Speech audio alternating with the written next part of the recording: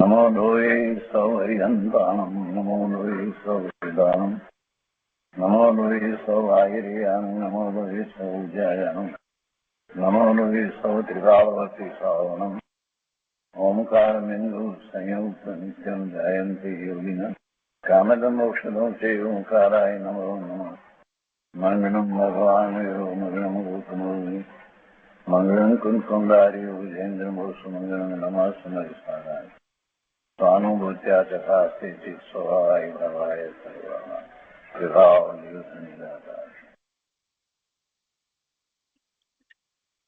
શ્રી સમંત ભદ્ર સ્વામી વિરચિત રત્નકરંડક શ્રાવક આચારનો સ્વાધ્યાય આપણે કરી રહ્યા છીએ.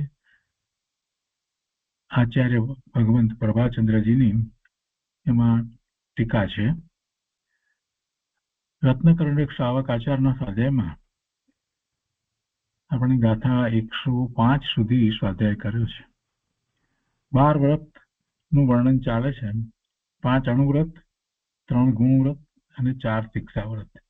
4 શિક્ષાવ્રતમાં દેશવાગાસ્તિક એટલે કે દેશવ્રત નું વર્ણન આવ્યું. ત્યાર પછીથી સામાયિક વ્રતનું વર્ણન આવ્યું અને ત્યાર પછીથી હવે આ પોષદ ઉપવાસ શિક્ષાવ્રત ગાથા 106 થી શરૂ કરીને કહે છે. અને એ પછીથી ચોથું શિક્ષાવ્રત છે અતિથિ સમવિભાગ.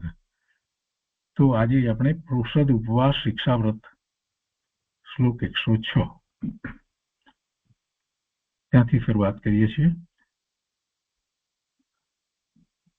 ગાથા 106 પર્વણ્યષ્ટમ્યા ચ જ્ઞાતવ્યઃ પોષદો ઉપવાસસ્તુ ચતુર્ભ્ય વ્યવહારાણા પ્રત્યાખ્યાનમ સદેચ્છાભિ. એના અન્વયાર્થમાં કહે છે પૂર્વણી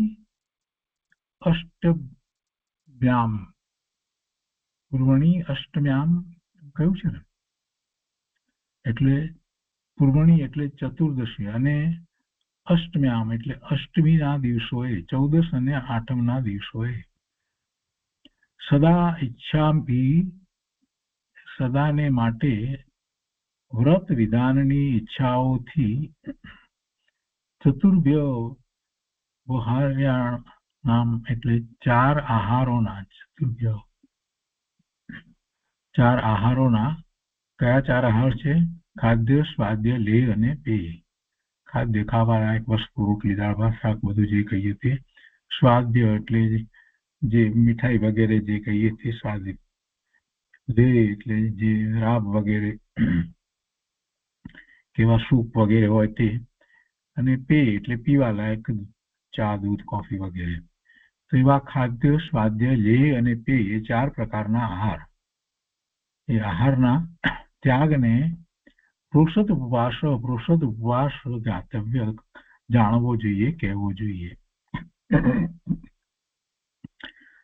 ચતુર્દશી અને અષ્ટમીના દિવસોએ સદા ને માટે વ્રત વિધાનની ઈચ્છાઓથી 4 આહારોના ત્યાગને પોષદ ઉપવાસ જાણવો જોઈએ, કહેવો જોઈએ. આ પહેલી સરળ વ્યાખ્યા કરી અને પછી એમાં સમય મર્યાદા કેવી રીતે હોય છે એ પણ આવશે અને ક્યાં બેસીને કેવી રીતે હોય એ બધી વાત આવે છે. તો અહીંયા ટીકામાં કહે છે કે પોષદ ઉપવાસ જાણવો જોઈએ. ક્યારે પોષદ ઉપવાસ કહેવાય? તો કે ચતુર્દશીના દિવસે, 14ના દિવસે, અને કેવળ ચતુર્દશીના દિવસે નહીં પરંતુ અષ્ટમીના દિવસોએ પણ એટલે 8મના દિવસોએ પણ. વળી પોષદો ઉપવાસ શબ્દથી શું કહેવા યોગ્ય છે? પ્રત્યાખ્યાનમ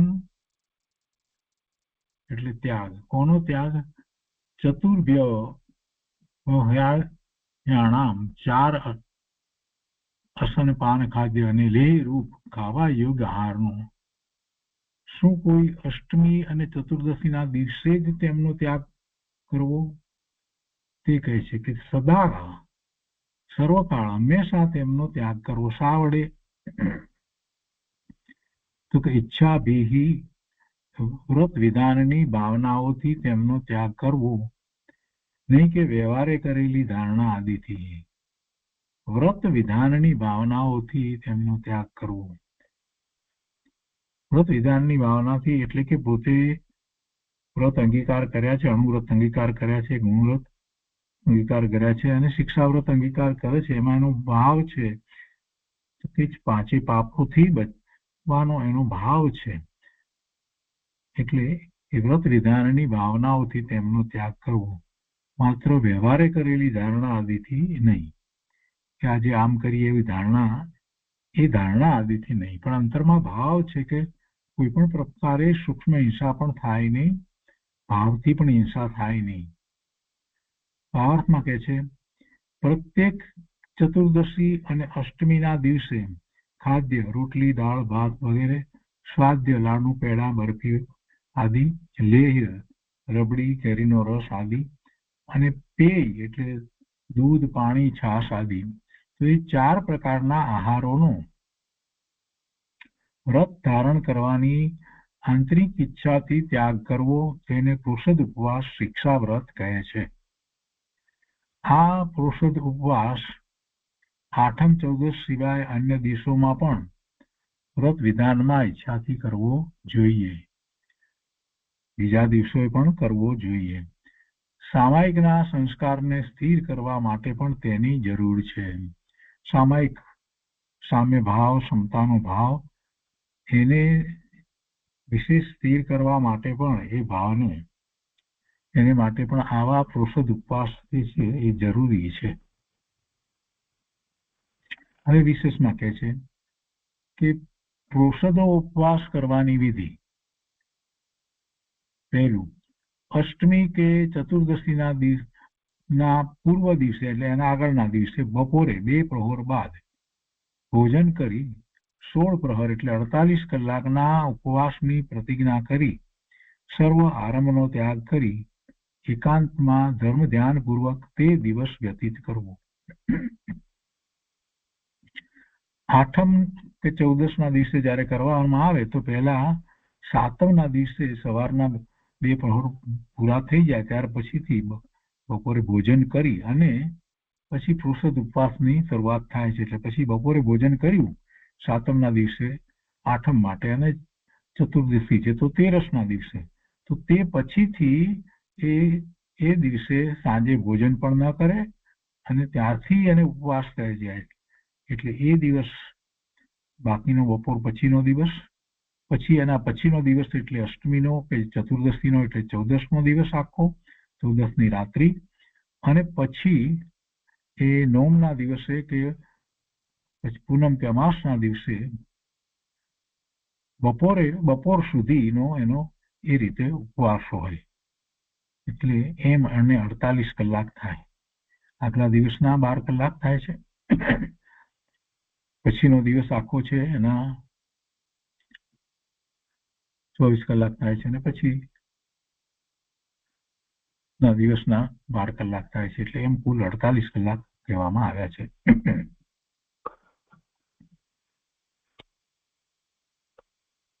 સો પ્રહર અહીંયા કહ્યું છે. તો કે છે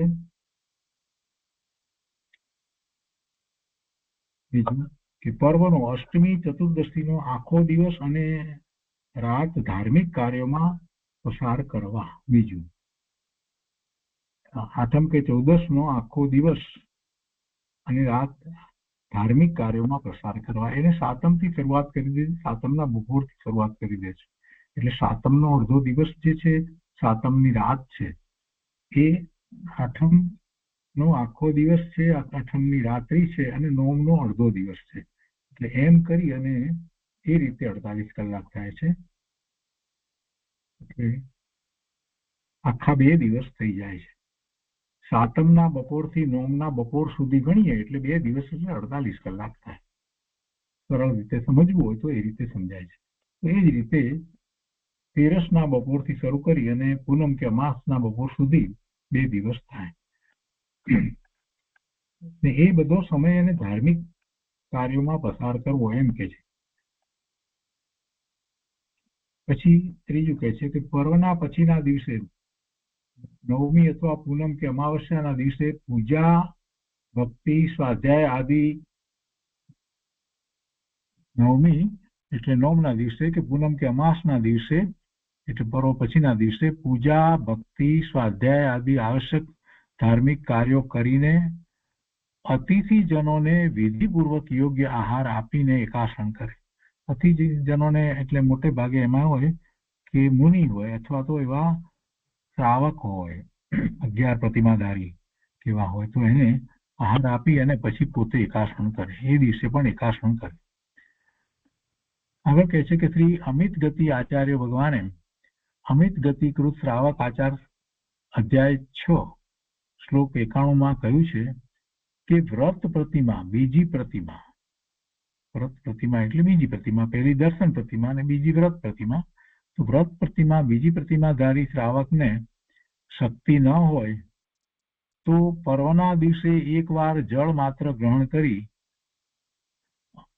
અને ઉપવાસ્યા એક વાર અન્ન જળ ગ્રહણ કરી અને એકાસન પણ કરી શકે. પરંતુ રોષદ ઉપવાસમાં ચોથી પ્રતિમામાં તો 16 પ્રહરનો જ અન્ન જળનો ત્યાગ બતાવ્યો છે. 11 પ્રતિમામાં ચોથી પ્રતિમા જેને લીધી છે 4 એમાં પુરુષોદ ઉપવાસ પ્રતિમા છે તો એમાં તો પછી એને અહીંયા જે રીતે પુરુષોદ ઉપવાસ નો સમય કહેવામાં આવ્યો છે એ રીતે હોવો જોઈએ. 16 પ્રહરનો જ અન્ન જળનો ત્યાગ બતાવ્યો છે. આ વિશે આપણે અગાઉ બૃહદ દ્રવ્ય સંગ્રહમાં પણ એ વાત આવી છે અને બીજી જગ્યાએ પણ શ્રાવક આચારના ગ્રંથની અંદર આ વાત આવી છે.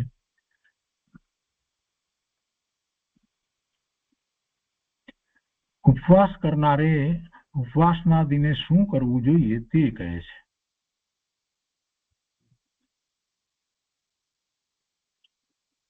તો શ્લોક 107 એમાં કહે છે પંચાના પાપાનામ અલંક્રિયા આરંભ ગંધ પુષ્પાણામ સ્નાનાન અંજન નશ્યા ઉપવાસે નશ્યાનામ ઉપવાસે પરિહૃતિમ કૃત્યાત. એના અર્થમાં કહે છે કે ઉપવાસના દિવસે પંચાનામ પાપાનામ 5 પાપો ત્યાગ શેનો કરવો એની વાત લીધી છે. 5 પાપો સૌથી પહેલા તો લીધું છે.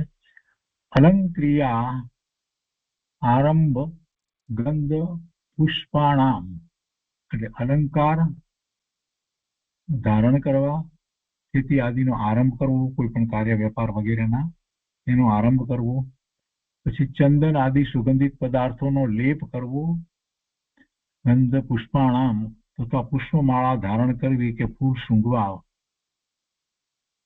બીજું થયું એ. પછી તેના પછી ત્રીજું કહે છે કે સ્નાનાંજન નશ્યાનામ સ્નાન કરવું, અંજન કાજલ લગાડવું, સુરમો લગાડવો એ અંજન આંજવું, તથા નશ્યાનામ એટલે નાકથી જ સુગંધી પદાર્થો સૂંઘવા, છીકણી આદિ વગેરેનું સૂંઘવા, અત્તર વગેરે સૂંઘવા, એ બધાનો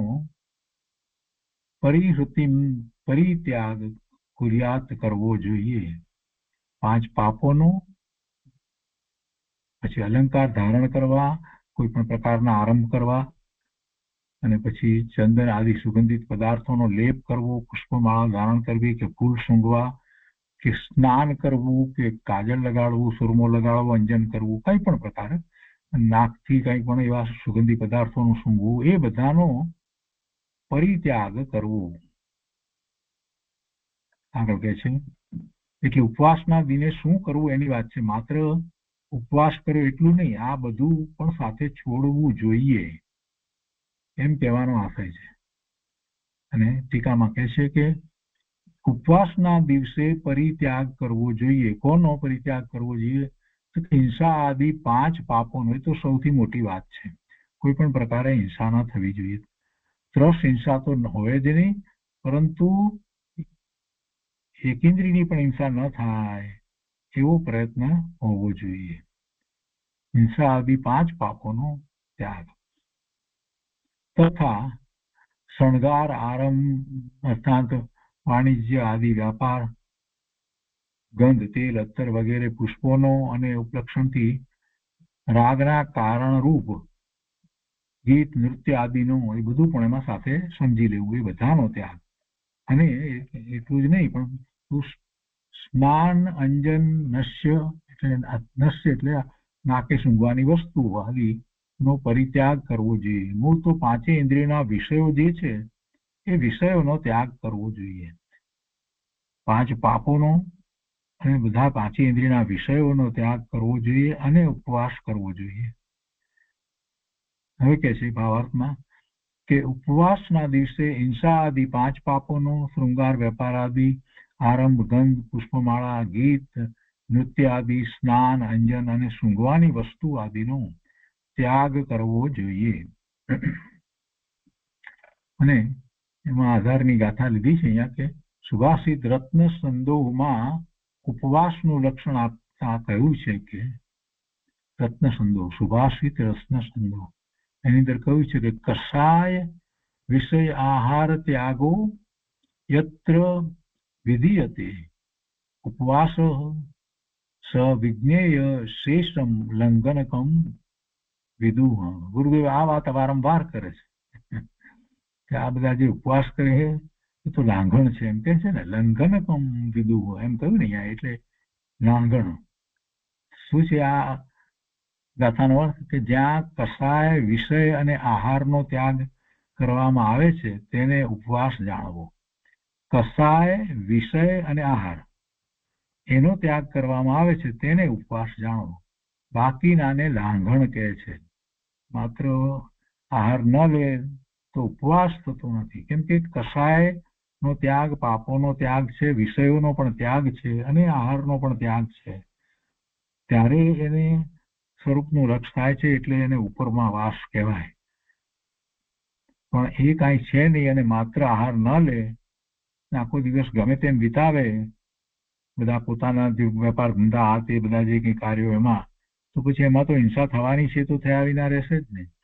એટલું જ નહીં પણ એ બધા કાર્યોમાં એને કોઈના પ્રત્યે રાગ ને કોઈના પ્રત્યે દ્વેષ પણ થાય તો એ પણ કસાય તો રહ્યા જ. તો ઉપવાસ કર્યો એમાં શું વળ્યું? એનો કાંઈ દાડો વળ્યો નહીં. એટલે કસાય, વિષય અને ઉપવાસ જેને કહીએ આપણે, આહારનો ત્યાગ, એ 3 થાય ત્યારે ખરેખર ઉપવાસ કહેવામાં આવે છે. ઉપવાસ નથી, આ ઉપવાસ છે. બાકી તો એ બધું નથી, કસાય વિષયનો ત્યાગ નથી ને માત્ર આહાર કરે તો લાંઘણ કહેવાય છે. એટલે કહે છે કે બાકીનાને લાંઘણ કહે છે. એ વાત અહીંયા લીધી છે. ઉપવાસ સવિજ્ઞેય શેષમ લંઘનકમ વિદુહ. એ બાકીના તો લાંઘણ કહેવાય છે. અને ગુરુદેવ આ લાંઘણની વાત ઘણી વાર કરે છે. આગળ કહે છે અહીંયા કે કેવળ આહારનો ત્યાગ કરે પણ કસાયનો અને ઇન્દ્રિયોના વિષયો તરફના રાગ ભાવનો ત્યાગ ન કરે તો તે ઉપવાસ નથી પણ લાંઘણ છે. પ્રોષદ ઉપવાસધારી શ્રાવકને ઉપચારથી 5 મહાવ્રતનું પાલન થાય છે, અહિંસા આદિની પુષ્ટિ થાય છે. 5 મહાવ્રતનું પાલન થાય ઉપચારથી. ઉપચારથી એટલા માટે કે એને તો શ્રાવક છે ને એટલે એને તો અનુવ્રત છે, પણ સાથે આવા ગુણવ્રત અને શિક્ષાવ્રત છે અને એમાં પ્રોષદ ઉપવાસ છે એવું પણ છે, તો પછી એ મહાવ્રત જેવું થાય છે, મહાવ્રત જેવું પાલન થાય છે અને એમાં અહિંસા આદિની પુષ્ટિ થાય છે. પુરુષાર્થ સિદ્ધિ ઉપાય ગુજરાતી આવૃત્તિ શ્લોક 158, 159, 160 ની ટીકા અને ભાવાર્થમાં કહ્યું છે કે નિશ્ચયથી દેશવ્રતી શ્રાવકને ભોગ ઉપભોગના પદાર્થો સંબંધી સ્થાવર હિંસા અર્થાત એકેન્દ્રિય જીવોની હિંસા થાય છે, પરંતુ ત્રસ હિંસાનો પૂર્ણ ત્યાગી જ છે. શ્રાવક ને ત્રસ હિંસા તો ન જ હોય. જ્યારે તે ઉપવાસમાં સમસ્ત આરંભ પરિગ્રહ અને પાંચે પાપનો સંપૂર્ણ ત્યાગ કરી દે છે ત્યારે તેને ઉપવાસમાં સ્થાવર હિંસા પણ થતી નથી. અને આ કારણે જ્યારે એને સ્થાવર હિંસા પણ થતી નથી ત્યારે કહે છે કે આ કારણે પણ તેને અહિંસા મહાવ્રતનું પાલન થાય છે. એને તો ગુણવ્રત છે અહિંસા, પણ એને અહિંસા મહાવ્રત મુનિ જેવું કેમ થાય છે? તો કે છે કે એને સ્થાવર હિંસા પણ થતી નથી. કેમ સ્થાવર હિંસા નથી થતી? એને રસ હિંસાનો તો ત્યાગ કર્યો છે, પણ સ્થાવર હિંસા કેમ નથી થતી? તો કે છે કે સમસ્ત આરંભ પરિગ્રહ અને પાંચ પાપોનો, ઇન્દ્રિયના વિષયનો, કસાયનો એ ત્યાગ કરી દે છે ને, એટલે એવો પુરુષોત્ત ઉપવાસ હોય છે. એટલે એવા ઉપવાસમાં એને આ સ્થાવર હિંસા પણ થતી નથી. એટલે ત્રસ્ત અને સ્થાવર હિંસા બંનેથી એ રહિત થાય છે. એટલે એ એનું અહિંસા મહાવ્રત થઈ જાય છે. આગળ કહે છે કે ઉપવાસધારી પુરુષને વચન ગુપ્તી પાળવાથી સત્ય મહાવ્રતનું પાલન થાય છે. વિધા વિના સમસ્ત વસ્તુઓનો ત્યાગ હોવાથી અચૌર્ય મહાવ્રતનું પાલન થાય છે. જો મુનિને મહાવ્રત છે અને શ્રાવકને અણુવ્રત છે, આ જ વ્રત અહિંસાનું વ્રત છે, અચૌર્યનું વ્રત છે, સત્યનું વ્રત છે, અચૌર્યનું વ્રત છે, શીલ વ્રત છે અને પરિગ્રહ પરિમાણ વ્રત છે.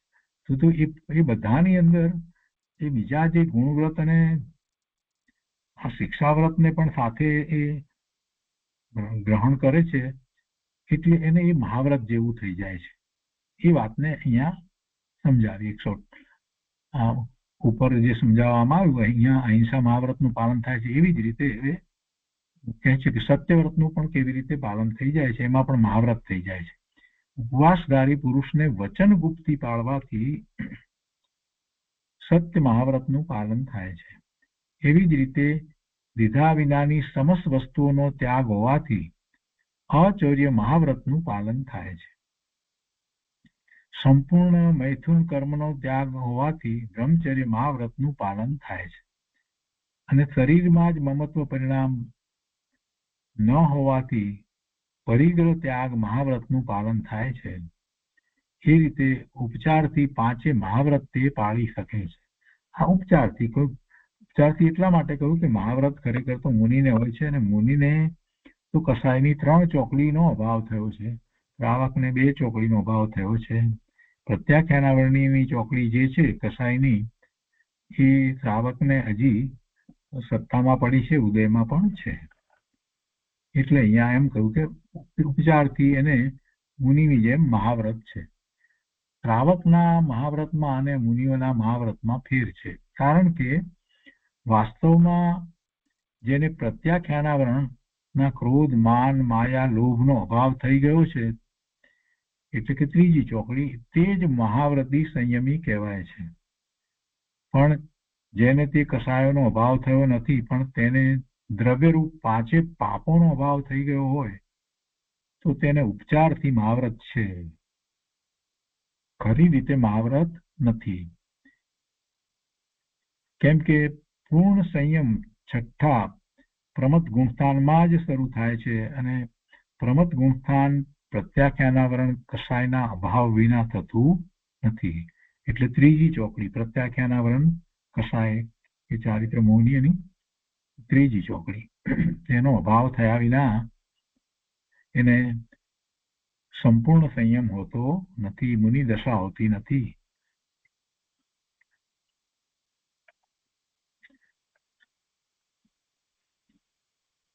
હવે કે છે કે તેમનો ત્યાગ કરીને, એ બધાને ત્યાગની તો વાત કરી, પણ કે છે એ ત્યાગ કરીને, પરિહાર કરી ને ઉપવાસના દિવસે શું કરવું જોઈએ તે કહે છે.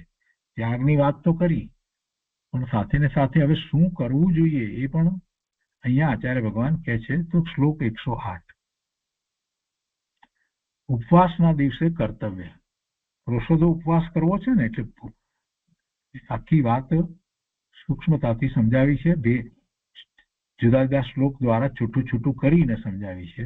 તો 108ના શ્લોકમાં ઉપવાસના દિવસે શું કરવું જોઈએ એનું કર્તવ્ય.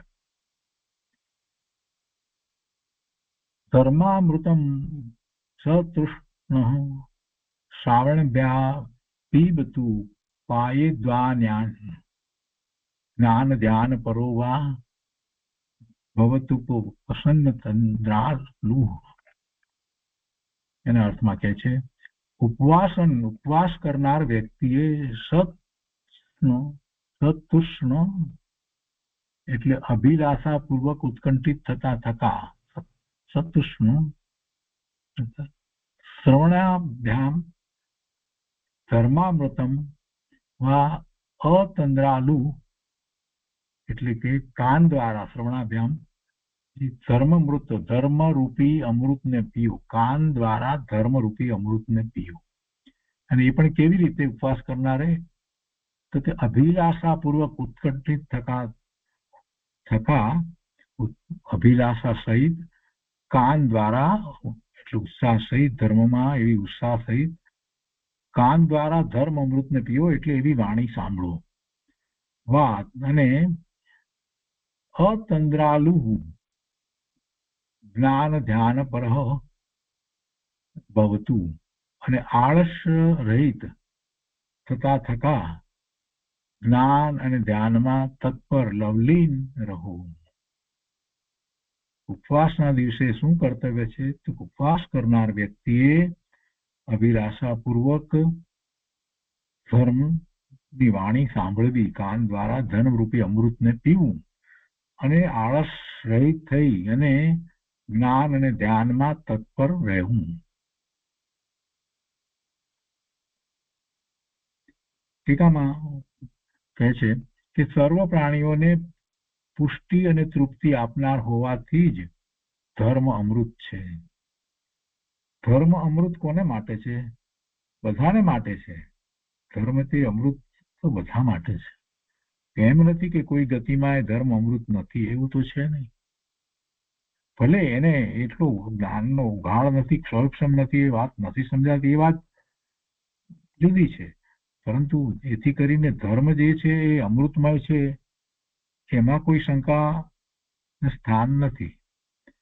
સર્વ પ્રાણીઓને પુષ્ટિ અને તૃપ્તિ આપનાર હોવાથી ધર્મ અમૃત જ છે એમ કહીએ તો ચાલે. હોવાથી જ એમ ધર્મ અમૃત છે એટલે ધર્મામૃત એમ કહેવામાં આવે છે. તો તે ધર્મ અમૃતને ઉપવાસ કરનાર પીવો, ધર્મને પીવો. ધર્મ અમૃત શું છે તે પહેલા કહેવામાં આવ્યું. કાન દ્વારા આવી જીનવાણી સાંભળો, એને આત્મસાત કરો, એનો સ્વીકાર કરો અને સર્વ પ્રકારે આળસ છોડી અને જ્ઞાન અને ધ્યાનમાં તત્પર થાઓ. આ ધર્મ અમૃત નું પીવું છે.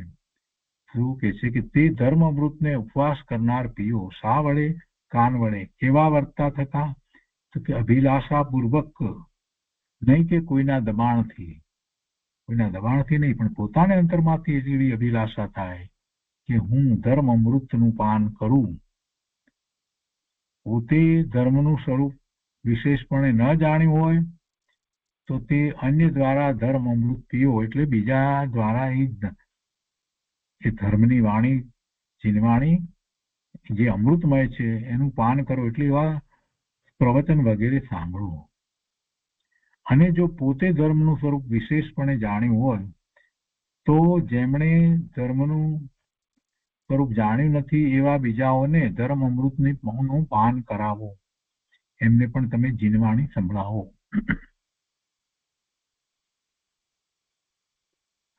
વળી કહે છે કે જ્ઞાન ધ્યાન પરો ભવતુ. જ્ઞાન પરાયણ એટલે 12 અનુપ્રેક્ષા, 12 ભાવના આદિના ઉપયોગમાં તત્પર રહો. જ્ઞાન પરાયણમાં 12 ભાવના પણ આવી જાય અને 10 પ્રકારના ધર્મ જે છે એ પણ આવી જાય અને ધ્યાન પણ આવી જાય, બધું આવી જાય. એટલે અહીંયા કહે છે કે 12 અનુપ્રેક્ષાઓ છે આ પ્રમાણે: અધ્રુવ, અનિત્ય, અસરણ, સંસાર, એકત્વ, અન્યત્વ, અશુચિ, આશ્રવ, સંવર, નિજરા, લોક ભાવના, બોધિ દુર્લભ ભાવના અને ધર્મ ભાવના. એવી 12 ભાવના ભાવનાનો અભ્યાસ અનુપ્રેક્ષા તો આપણે કરી છે. સ્વામી કાર્તિક અનુપ્રેક્ષામાં ખૂબ વિસ્તારથી આપણે સમજ્યા છીએ. તો એ જીનેશ્વર ભગવાને એ 12 અનુપ્રેક્ષાઓ કહી છે, તો તેમાં તત્પર થાઓ, તેનો વિચાર કરો. વળી કહે છે કે ધ્યાન પરાયણ એટલે કે આજ્ઞા વિચય, અપાય વિચય, વિપાક વિચય અને સંસ્થાન વિચય, એ 4 પ્રકારના ધર્મ ધ્યાનમાં તત્પર રહો. કેવા થઈને તત્પર રહો? તો કહે છે કે નિંદ્રા અને આળસ રહિત થઈને તત્પર રહો. અહીંયા અનુપ્રેક્ષા માટે એક વાત લખી છે અહીંયા કે ધર્મના સ્વરૂપનું વારંવાર ચિંતન કરવું તેને અનુપ્રેક્ષા કહે છે.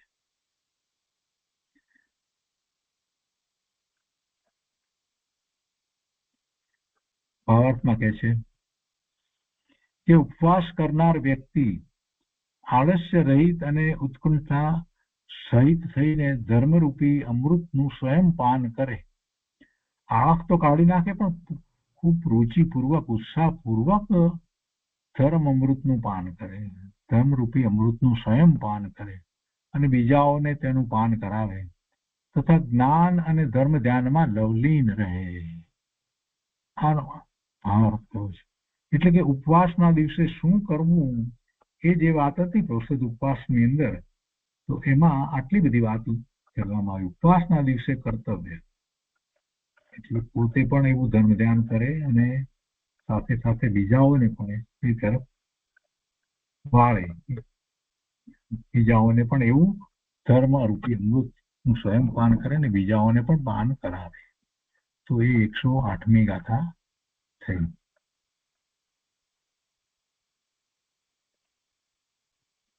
હવે 109મી ગાથાની અંદર પ્રોષદ ઉપવાસ ને તેનું લક્ષણ કરી અને કહે છે.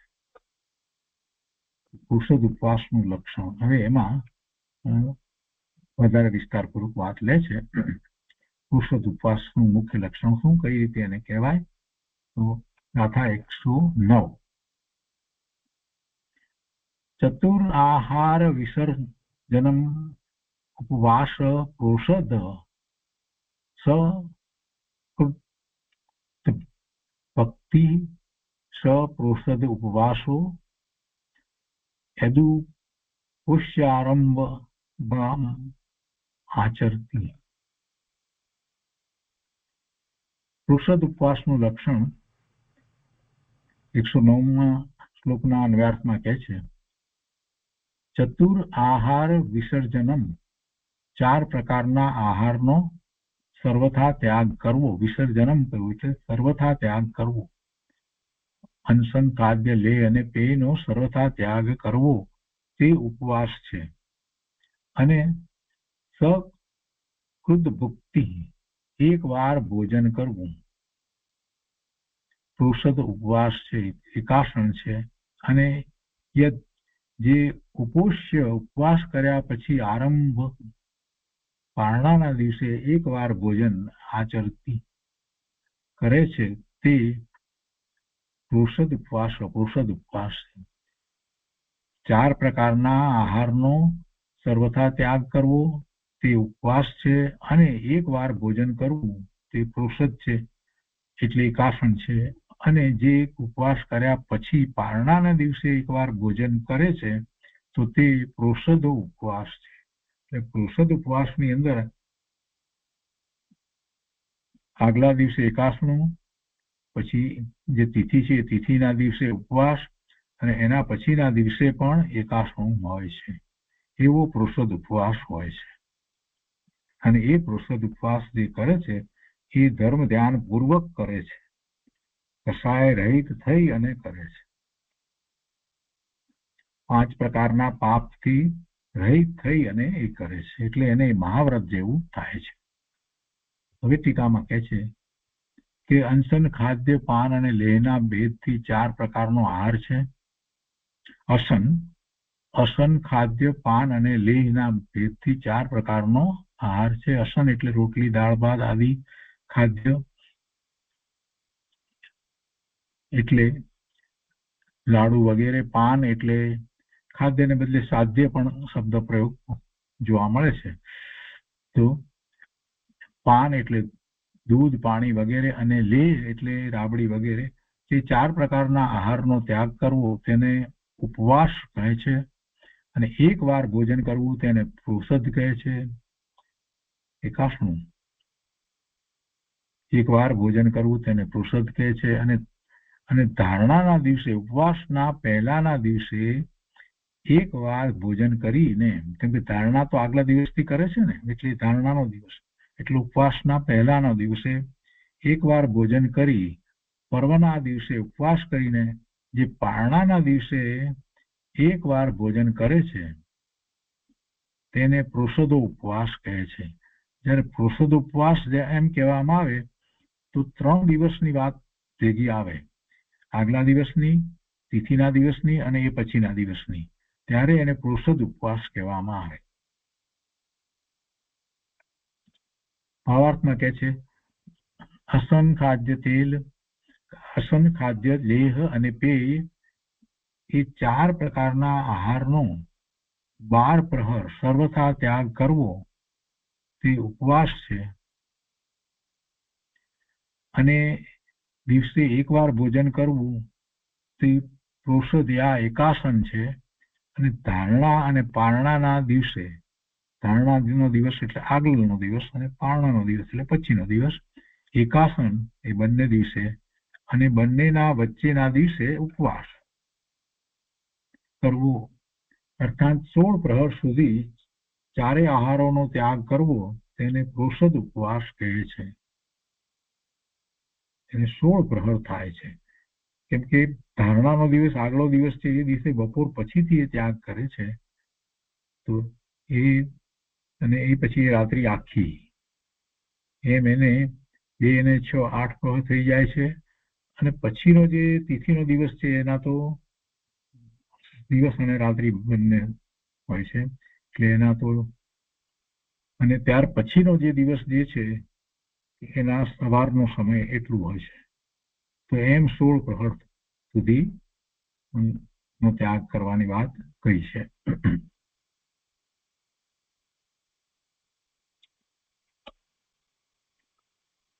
હવે એ પ્રોષદ ઉપવાસના અતિચારો કયા છે એ શ્લોક 110 ની અંદર કહે છે. તો એ અતિચાર આપણે આવતા સ્વાધ્યાયમાં લઈશું, એનો વિસ્તાર ઘણો છે, તો એ આવતા સ્વાધ્યાયમાં લઈશું. આજે પ્રોષદ ઉપવાસ વિશેની વાત આવી, અગાઉ પણ આ વાત આપણે શીખી ગયા છીએ.